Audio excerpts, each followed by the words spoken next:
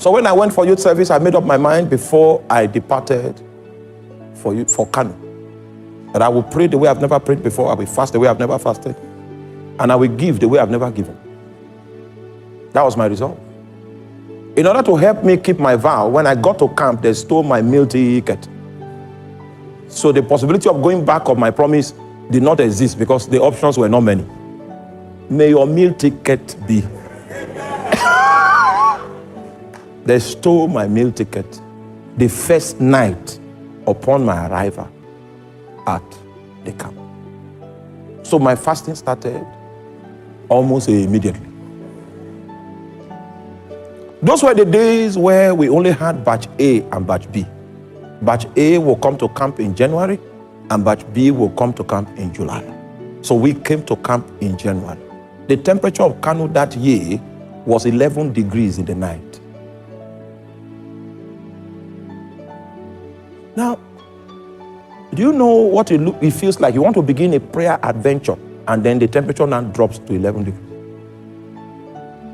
The meaning of 11 degrees is that it's very convenient for sleeping. If you don't have something that is more than a New Year resolution, the circumstances will make you not to be able to fulfill your vow. So I began to push in prayer, began to push in fasting, began to push. Those were the days when camp was 30 days. And after 30 days, we were released. I got to the place where my accommodation was, and I continued in my prayer and fasting. The place was conducive. I found a hill. That is where I used to climb for my prayer. So when I come back from work, sometimes I come back from work by 5,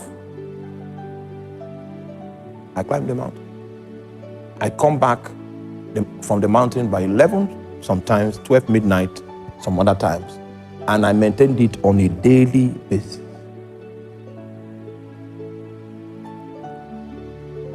So I was praying for January, prayed February, prayed March, prayed April, prayed May, prayed June.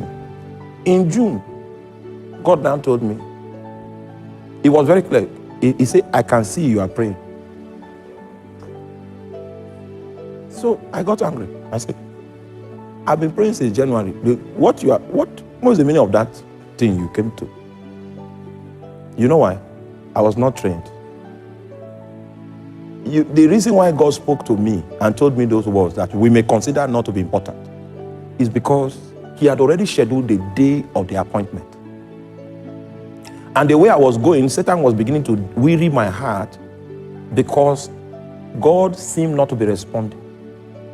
So in order not to allow Satan succeed with his mind bending, God said, I see you are praying. The meaning is, you have not reached the day of the appointment. Continue doing what you are doing. When the day of the appointment reaches, you will have your encounter. That was a prayer I did that I counted how many days I fasted. So it took 264 days before God encountered me. I will not be here today preaching to you if I didn't have that encounter. 264th day, I finished from my prayer on the mountain, came back into the room, because the prayer started becoming so intense that when I come from work with my tie, if I'm late, I don't drop it. I take the tie to the mountain. So I came back from the mountain with my tie on, entered into the room to remove my tie. It was 12 midnight. Right? That was when I ran into 4 angels in my room. The suspended time, this thing you call time, was suspended. I was going into the past and into the future. They were taking me into the past and into the future, into the past and into the future. They left me by 3 a.m. in the morning. What I'm telling you is on the 20th of October, 2001. 20th of October, 2001. 21st of October, 2001, I came again, dropped my things, began to pray in tongues in the room. This time now, to go to the mountain. I've not gone. I came to the room, changed to go to the mountain. Then they stopped me. I was in that room until 3 a.m. in the morning, from 6 p.m. in the evening. It was in that second encounter that I knew that the place of my primary assignment was the city of Makot. Are you there?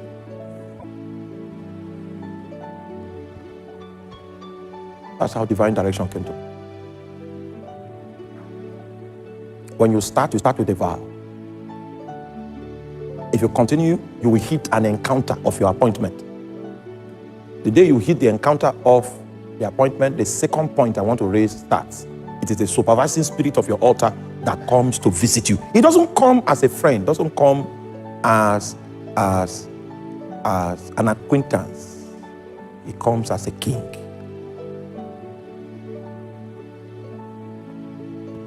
It comes to prescribe. It comes to give you direction. It opens your eyes to see that you are off track. Are you there? So the human attendant must commence his assignment of priesthood with a solemn vow.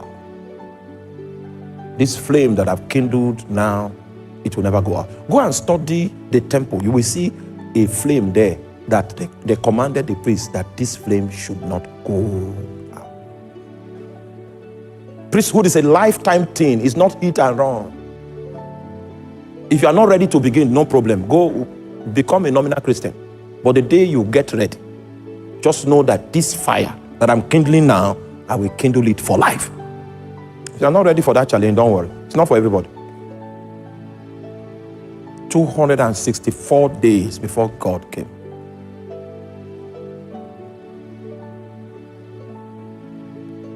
Sorry, it's not God that came, it's angels that came. When I started encountering angels, I was so happy because my power ministry now started at that point. I preached for 5 years with power before it occurred to me that it was not angels I was praying to encounter. It was Jehovah I was praying to encounter. So I repented. Are you there? And came back.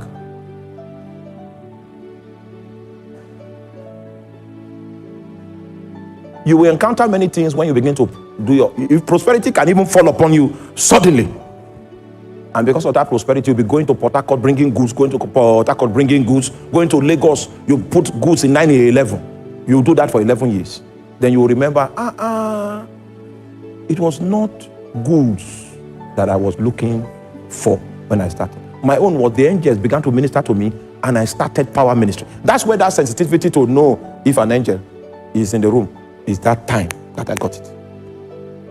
When demons are working, I will know it. I will know. The gift of discernment of spirit.